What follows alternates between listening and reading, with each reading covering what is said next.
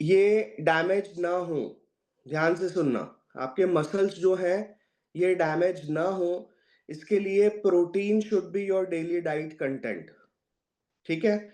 हम लोग slim tea ले रहे हैं, हम लोग एनर्जी मिक्स ले रहे हैं, हम लोग कुछ भी ले रहे हैं, बट उसके साथ हमारी बॉडी में प्रोटीन इनटेक बहुत ज़्यादा आवश्यकता है, ठीक है?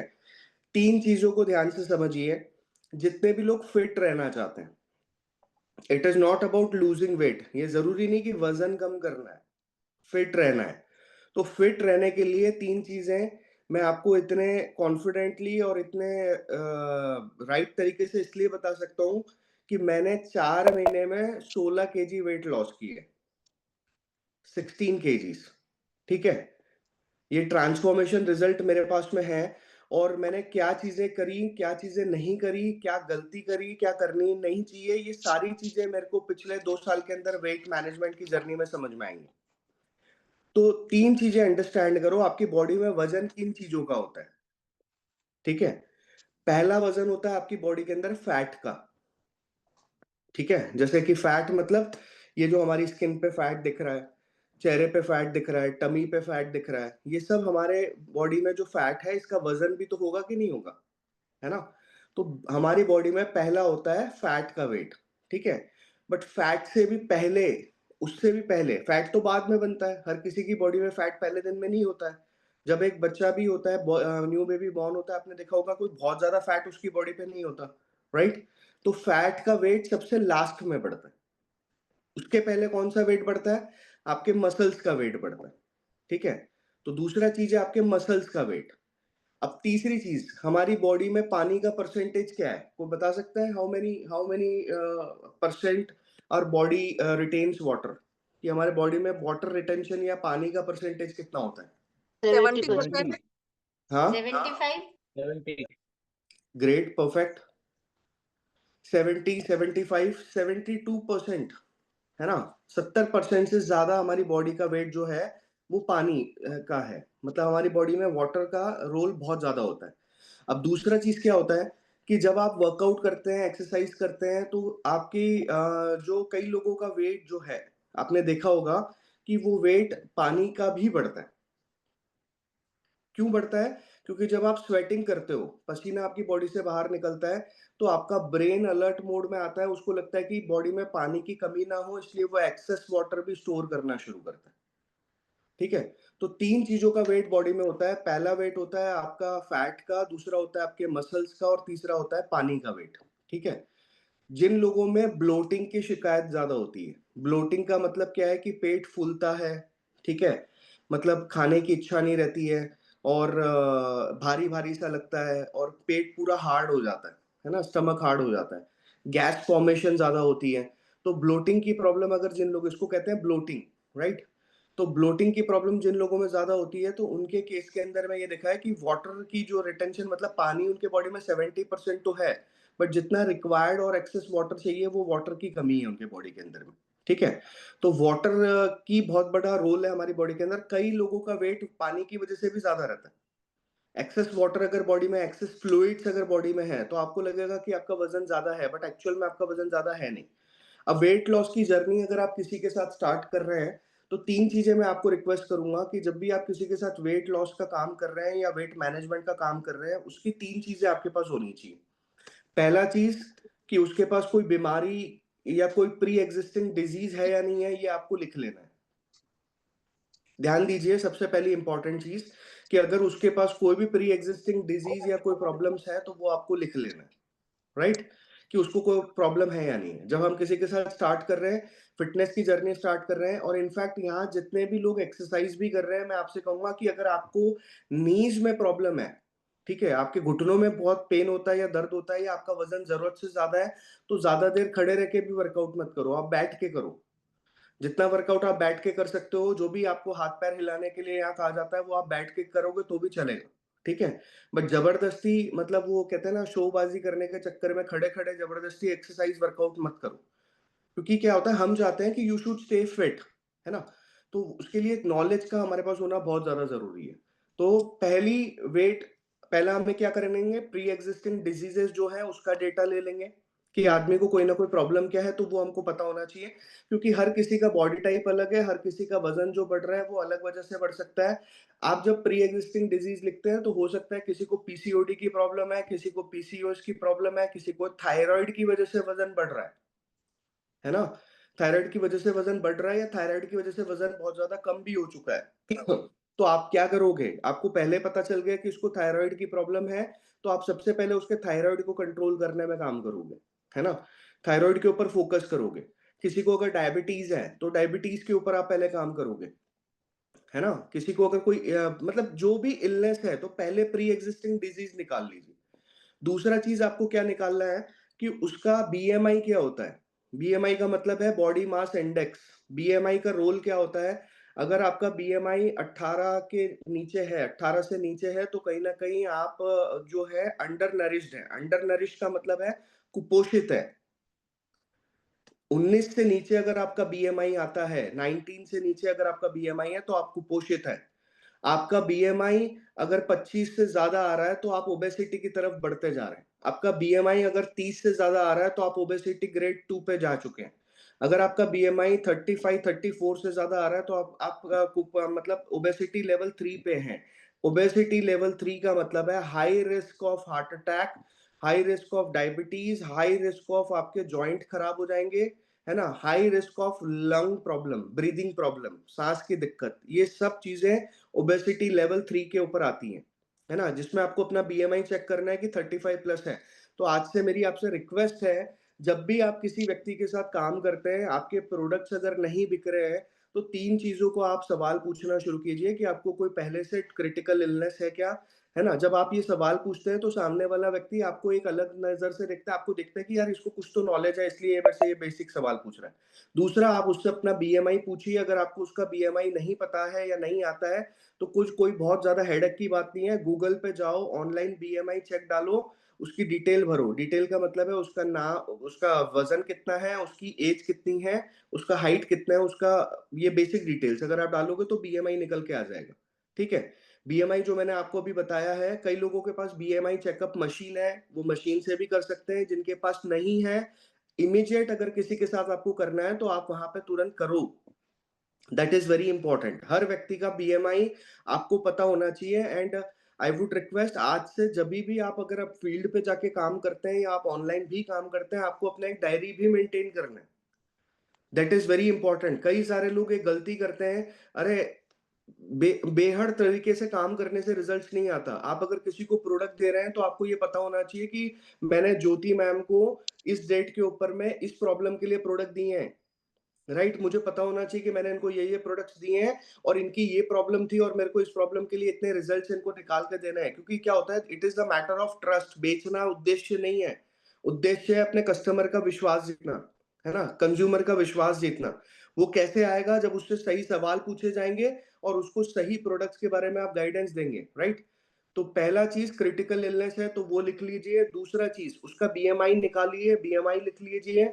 और तीसरा इंपॉर्टेंट चीज थर्ड, कि उसका आइडियल बॉडी वेट आपको क्या चाहिए या क्या ले जाना है ना? हो सकता है कुछ लोग होंगे जो बोलेंगे सर मेरे को तो 20 किलो कम करना है, मेरे को तो 50 किलो कम करना है। तो उससे नहीं, उसको आप बताइए कि सर आपका हाइट के अकॉर्डिंग आपका आइडियल बॉडी वेट इतना होना चाहिए, ठीक है? वो हमारे पूरे वेट लॉस के सेशंस होते हैं जिसमें सारी चीजें सिखाई जाती हैं। तो वो सेशंस भी आई विल प्लान की इस थर्सडे मैं आपके लिए वो सेशन एक अलग से करूंगा, जिसमें केवल वेट मैनेजमेंट के ऊपर पूरा एक स्पेशल ट्रेनिंग भी मैं लेके आऊंगा। तो ये 3 चीजें आपके पास डायरी में नोट होना चाहिए। किसका नोट होना चाहिए? स्पेशली जिसको हेल्थ इश्यूज है, जिसको मतलब को वेट कम करना है या जिसको वेट बढ़ाना भी है, ठीक है? और चौथा चीज आप क्या करोगे? You will take a photo. That is must, that is very important. और जितने लोग आज इस मीटिंग में बैठे हैं, मैं आपसे भी रिक्वेस्ट करूंगा, आपकी 1 महीना पहले की फोटो अगर आपके पास है वेल एंड गुड है, नहीं है तो आज की फोटो निकाल लो। क्योंकि मैं आपको आज इतना कांग्रेचुलेट करना चाहता हूँ, इतना आपको शाबाशी देना चाहता हूँ कि अगले 2 महीने में आप खुद अपने आप को नहीं पहचानोगे, है ना? आपको अपने आप को देख के आपका दिमाग खराब हो जाएगा, आपका खुशी का ठिकाना नहीं रहेगा। अगर आप कंटिन्यू इस 2 महीने इस वर्कशॉप में रह गए ना, मतलब 90 डेज़ ट्रांसफॉर्मेशन की जब हम बात कर रहे हैं, तो 90 डेज़ ऐसे ही नहीं बोल रहे हैं, ये 90 दिन में आप एक अलग ही आप बन के निकलोगे। आपका वाइब्रेशन, आपका ऑरा सब कुछ अलग रहेगा, तो आपको अपनी ये पुरानी जो फिट फ़ोटो है ना, जो आपको पसंद नहीं है, ये फ़ोटो निकाल के रखना, क्योंकि ये फ़ोटो आपको चाहिए और जिस भी कस्टमर के साथ आप काम करते हो, उसका फ़ोटो भी रखो, ताकि आप उसको दिखा पाओ कि सर देखो पहले आपका ये जर्नी ये आपका हाल था और अब आप देखो 2 महीने के अंदर, 3 महीने के अंदर क्या हाल आपका हो रहा है, क्या चेंज आ रहा है। दैट इज़ वेरी कई लोगों को मैंने देखा है जिनकी स्किन के ऊपर चेंजेज़ आते हैं, है ना? कई लोगों के वेट के ऊपर चेंजेज़ आते हैं, कई लोगों के स्किन में ग्लो आ जाता है, ये सब चीज़ें फ़र्क पड़ती हैं, है ना? तो ये बहुत ज़्यादा इम्पोर्टेंट है। ये 4 चीज़ें आप डायरी में प्लीज़ मेरी रिक्वेस्ट है कि करना शुरू कीजिए, जिससे देखिए एयरटेल के पास आपका डेटा है, फेसबुक के पास आपका डेटा है, ठीक है? दुनिया में हर बड़ा आदमी जो है ना, वो आपके डेटा को ट्रैक कर रहा है। बैंक के पास आपकी फाइनेंस की नॉलेज है। हर बैंक को पता है कि आपके आपके खाते में कितने पैसे हैं। मतलब एक-एक व्यक्ति जो आज दुनिया में बड़ा अमीर है ना, उसके पास एक चीज़ है और आने वाला जो फ्यूचर है ना, जिसके लिए लड़ाई हो रही है, वो लड़ाई हो रही है डेटा के लिए, ठीक है? और हम सारे लोग यहाँ पे एक ही प्रॉब्लम में हैं कि हमारे पास डेटा ही नहीं है। ना तो हमारे कस्टमर का डेटा है और ना हमारे बिज़नेस में पोटेंशियल लीडर है, उनका डेटा है। तो जब आपके पास डेटा होगा ना, तो डेटा से आप क्या कर पाओगे, 2 चीज़ों में अलग-अलग कर पाओगे अपनी टीम को। पहले जो आपके कंज़्यूमर हैं, जो कस्टमर हैं, जो प्रोडक्ट को केवल यूज़ करते हैं और रिज़ल्ट्स के लिए आए हैं और दूसरे वो लोग जो बिज़नेस माइंडसेट के साथ आ रहे हैं, है ना? कुछ अच्छा काम करने के हिसाब से आ रहे हैं। तो डेटा होगा तो आप उसको अलग-अलग कर पाओगे ना, जब डेटा ही नहीं होगा, है ना? वो एक कहते हैं ना, कच्चा नींबू, पक्का नींबू। अरे मेरे पास जब डेटा ही नहीं है मेरे पास, तो मैं अलग-अलग कैसे करूँगा? तो मेरे पास डेटा होना चाहिए कि मैं किसको क्या प्रोडक्ट दे रहा हूँ, क्या रिज़ल्ट्स आ रहे हैं या और मैंने उसको क्या-क्या प्रोडक्ट दिए हैं। ताकि क्या है, मेरे को अगली बार उससे पूछना ना पड़े, "अरे सर मी तुम्हाला काय दिलं होतं?" है ना? कितनी गंदी बात है, आप सोचो कि आप उससे मतलब आपने उसको प्रोडक्ट सजेस्ट किए हैं और आप उसको 4 महीने बाद, "अरे सर सांगा ना मी तुम्हाला काय दिलं होतं?" ऐसा पूछते हैं कि नहीं पूछते आप उसको? आप में से कई लोग ये सवाल पूछते हैं। बट जब आपके पास डेटा रहेगा और आप उसको बोलेंगे कि सर मैंने आपको ये-ये प्रोडक्ट्स दिए थे, तो आपका आपके लिए जो ट्रस्ट और आपके लिए जो इंटरेस्ट उसका बढ़ेगा ना, वो एक अलग लेवल पे बढ़ेगा। तो please I would request, data maintain कीजिए। 3 चीज़ें ध्यान रखिए, वेट लॉस की जर्नी में जिसके ऊपर आपको फोकस करना है, आपका पानी का वेट, आपके मसल्स का वेट और आपके फैट का वेट। अब इसमें सबसे बुरी बात क्या है मैं आपको बताऊँ, कि आपका फैट का वेट तीसरे नंबर पे आता है। वज़न जल्दी कम क्यों नहीं होता या रिज़ल्ट जल्दी क्यों नहीं मिलते, उसका रीज़न है कि आपके फैट का वेट तीसरे नंबर पे आता है, यानी कि पेट की चर्बी जो सबसे पहले अभी आगे दिख रही है, जो पेट हमारा आगे चल रहा है, वो सबसे बाद में कम होता है। वो पहले कम नहीं होता। उसके पहले हमारे मसल्स खराब हो जाते हैं, हमारे मसल्स डैमेज हो जाते हैं, हमारी बॉडी का वाटर लेवल कम हो जाता है। ये तीनों चीज़ें हमारी बॉडी की कम हो जाती हैं। तो ये 3 चीज़ों को अंडरस्टैंड करना है कि वाटर लेवल, हमारा मसल वेट और हमारा जो तीसरी मैंने बात करी, फैट का वेट, ठीक है? अब इसको अगर हमें प्रॉपर तरीके से समझना है, तो जो 3 चीज़ें मैंने आपको बताई कि डेटा रखो अपने पास में और उसके बाद आप उसको प्रोडक्ट जब सजेस्ट करोगे, तो उसकी बॉडी में पानी की कमी ज़्यादा होती है, तो कौन से प्रोडक्ट हमें सजेस्ट करने हैं? उसकी बॉडी के अंदर अगर प्रोटीन की कमी है तो कौन-सा प्रोडक्ट हमें सजेस्ट करना है, मसल्स की कमी है तो हमें कौन-सा प्रोडक्ट सजेस्ट करना है, राइट? ये 2-3 चीज़ें अगर हमारे को नॉलेज में रहेगी तो प्रोडक्ट देना आसान हो जाएगा और इस प्रोडक्ट क्या देने हैं, इसके लिए मैं अलग से आपके लिए एक ट्रेनिंग सेपरेट रखूँगा, कि कौन से प्रोडक्ट हमको सजेस्ट करने की ज़रूरत है। कॉमनली क्या प्रोडक्ट हम दे सकते हैं हर व्यक्ति को, सिंपल तरीके से समझ लीजिए। एनर्जी मिक्स का डब्बा सबको दे सकते हो। हो सकता है किसी को स्लिम टी नहीं चलेगा, स्लिम टी इसलिए भी नहीं चलेगा क्योंकि कई लोगों को खट्टी चीज़ें अच्छी नहीं लगती या खटाई की एलर्जी है, राइट? तो एनर्जी मिक्स का जो प्रोडक्ट है वो सबको चल सकता है, जिनको टेस्ट नहीं आता पीने में या शुरू में नहीं ले पाते हैं, स्मॉल बिट ऑफ हनी वो ऐड कर सकते हैं अगर वो शुगर पेशेंट नहीं है तो। ये ध्यान आप रख सकते हो। तो एनर्जी मिक्स आप आँख बंद करके सबको चला सकते हो। सेकंड जो है हमारा वेस्टलिन शेक, ये भी आप आँख बंद करके सबको चला सकते हो, अनलेस एंड अंटिल अगर उसको यूरिक एसिड की प्रॉब्लम है या उसका यूरिया लेवल बढ़ा हुआ है, ठीक है? ये आप जब उससे बात करोगे तो आपको समझ में आएगा, ठीक है? तो यूरिक एसिड अगर उसका बढ़ा है, यूरिया लेवल अगर उसका बढ़ा हुआ है बॉडी में, उसकी किडनी अगर वीक है, किडनी से कोई रिलेटेड डिसऑर्डर है, तब जाके हम अपने शेक या बाकी चीज़ों को सजेस्ट नहीं करते हैं। तो ये कब पता चलेगा, जब आप उससे बात करेंगे तो आपको समझ में आ जाएगा, है ना? नहीं तो आप हर व्यक्ति को अपना एक प्रोडक्ट सजेस्ट कर सकते हैं, जो कि हमारा क्या है, शेक, वेस्टलिम शेक। उसके साथ आप उसको क्या दे सकते हैं, क्योंकि कई लोगों को लैक्टोज़ की टॉलरेंस है, दूध नहीं पी सकते हैं, दूध की एलर्जी है, तो आप उसको शेक मिक्स भी साथ में दे सकते हैं। तो 3 प्रोडक्ट हमारे चले गए। पहला प्रोडक्ट एनर्जी मिक्स चला गया, दूसरा प्रोडक्ट हमारा वेस्टलिम शेक चला गया, तीसरा प्रोडक्ट हमारा शेक मिक्स चला गया। ठीक है? इसके साथ अब मान लेते हैं किसी को कॉन्स्टिपेशन रहता है, जब आप उससे बात कर रहे हैं आपको पता चलता है यार इसको कॉन्स्टिपेशन बहुत होती है ना? पेट साफ नहीं होता, तो हम फाइबर का डब्बा एक ऐड करके उसको दे सकते हैं, राइट? नहीं तो हमें फाइबर देने की ज़रूरत नहीं है। अगर जिसका मोशन सही है, सारी चीज़ें हैं, परफेक्ट है, तो हम शेक मिक्स और शेक से भी रिजल्ट्स अच्छे निकाल सकते हैं। इसके अलावा आपको लगता है the person who is doing gym, कोई जिम में भी जा रहा है या आप लोग जितने लोग यहाँ पे बैठ रहे हैं जो एक्स्ट्रा वर्कआउट करते हैं, ये एक्स्ट्रा है देखो। कुछ लोग हैं जो कुछ नहीं करते, शरीर हिलाते भी नहीं, बट आप लोग एक्स्ट्रा कर रहे हैं, है ना? You are doing something extra. तो जब एक्स्ट्रा कर रहे हैं तो बॉडी में एक्स्ट्रा न्यूट्रिशन भी चाहिए कि नहीं चाहिए? चाहिए ना? तो जब एक्स्ट्रा न्यूट्रिशन की ज़रूरत है तो आपको पर्सनलाइज़्ड प्रोटीन का 1 चम्मच ऐड करने की ज़रूरत है। ठीक है? तो शेक मिक्स, शेक के अंदर आपको आधा चम्मच, 1 चम्मच थोड़ा-सा पर्सनलाइज़्ड प्रोटीन ऐड करना है, जिससे कि आपकी प्रोटीन की जो रिक्वायरमेंट है वो कंप्लीट हो जाएगी। ये हो गई, ये 2-3 प्रोडक्ट्स जो मैंने बताए वो। इसके साथ 2 प्रोडक्ट्स और दिमाग में ध्यान में रख लो। एक प्रोडक्ट है हमारा फ्लैक्सीड ऑयल या krill ऑयल। krill कब देना है, फ्लैक्स कब देना है, दोनों का अंतर समझ लो। आपको लगता है बंदा नॉर्मल है, कोई तकलीफ नहीं है, तो आप उसको फ्लेक्स सजेस्ट कर लो, बट आपको लगता है कि इसकी बॉडी में सूजन जल्दी आ जाती है ना? पैर सूजे हुए रहते हैं, हाथ सूजा हुआ रहता है, चेहरा भी सूजा हुआ ज़्यादा दिखता है, तो krill ऐड कर दो। क्या ऐड कर दो? krill। वहाँ पे आप फ्लेक्स मत सजेस्ट करो, ठीक है? वहाँ पे आप krill ऐड कर दो, जिससे रिजल्ट्स आपको फास्ट मिलेंगे। इसके बाद और कौन-सा प्रोडक्ट हम सजेस्ट कर सकते हैं? कोम्बायोटिक्स ऐड कर दो, ठीक है? एलोवेरा हम दे सकते हैं, एलोवेरा और कोम्बायोटिक्स ये ऑप्शन प्रोडक्ट है। ऑप्शन प्रोडक्ट का मतलब क्या है कि अगर आपको लग रहा है कि ये व्यक्ति को हीट की प्रॉब्लम है, बॉडी गर्म ज़्यादा रहती है, ताप वाली बॉडी है, ठीक है? वात, पित्त, कफ की हम बात करते हैं ना, अगर आपको पता है कि कफ की प्रवृत्ति ज़्यादा है, ठीक है? कोल्ड कफ ज़्यादा होता है, डू नॉट ऐड एलोवेरा, ज़्यादा एलोवेरा ऐड मत करो, ठंडा होता है, ठीक है? तो एलोवेरा ज़्यादा ना ऐड करके आप क्या ऐड कर सकते हो? कोम्बायोटिक्स उसको दे दो, तो कोम्बायोटिक्स उसकी गट की हेल्थ पे काम करेगा। और जितने भी यहाँ पे मेरे साथ मेरे पार्टिसिपेंट्स हैं कनेक्टेड, मैं आपको सबको एक प्रोडक्ट आज रिकमेंड ज़रूर करना चाहूँगा, which should be added every time. जब भी आप किसी को प्रोडक्ट दे रहे हैं, जब भी किसी को कोई भी सप्लीमेंट्स दे रहे हैं, स्टार्ट विथ कोम्बायोटिक्स। सबसे पहले कोम्बायोटिक्स शुरू कर दो। क्यों? रीज़न समझाता हूँ। ध्यान से समझो, कोम्बायोटिक्स प्रोडक्ट के अंदर में प्रोबायोटिक्स भी होता है, प्रीबायोटिक्स भी होता है। प्रोबायोटिक, प्रीबायोटिक क्या है? गुड बैक्टीरिया है, जो रोज अगर हम बात करें, आप में से बहुत कम लोग हैं जो सर्दी के दिनों में दही खाते होंगे, कोई नहीं खाता, या फर्मेंटेड फूड खाते होंगे या इडली खाते होंगे सुबह, रोज कोई इडली नहीं खाता, राइट?